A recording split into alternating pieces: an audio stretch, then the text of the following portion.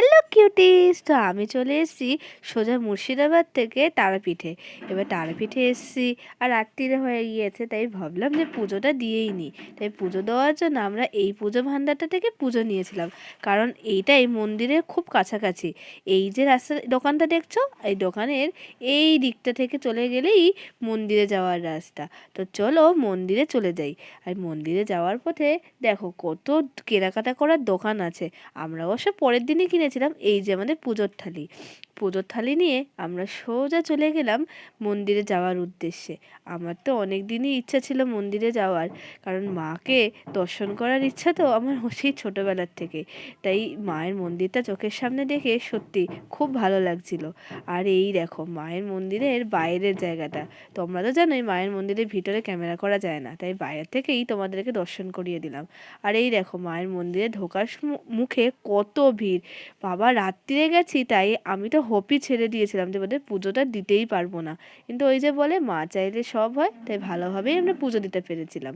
তাই পুজো দিয়ে আমরা পরের দিন সকালবেলা চলে গিয়েছিলাম মহাশ্মশান দেখার উদ্দেশ্যে, কারণ রাত্রিবেলা মহাশ্মশান দেখাটা ঠিক একটা সেফ ফিল হয়নি।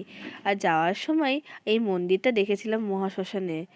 দেখো এখানে সব মায়ের মূর্তি রাখা আছে। আর এই যে জায়গাটা দেখছো, এটা হচ্ছে মহাশ্মশানের বাইরের দিকটা। আর কি ভিড় দেখতে পেয়েছো, যেহেতু ওই দিনকে অমাবস্যা ছিল, তাই ওই দিনকে এত ভিড় ছিল। আর ওই যে জায়গাটা দেখতে পাচ্ছ, ওখানে মা তারার চরণ এবং সাধক বামাখ্যাপার সমাধি আছে।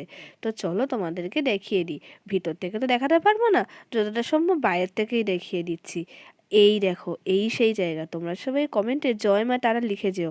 আর এই দেখো এখান থেকেও তোমাদেরকে দেখিয়ে দিচ্ছি কি পরিমাণ ভিড় দেখেছো।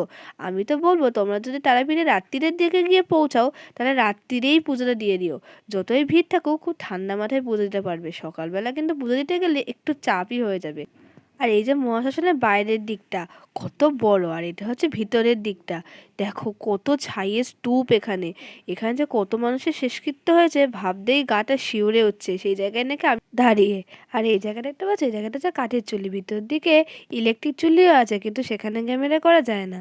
আর এই যে আমি যে বলেছিলাম আমি পরের দিন সকালবেলা কেনাকাটি করেছিলাম, এই দোকানগুলো থেকেই করেছিলাম। আর আজকে এই পর্যন্তই।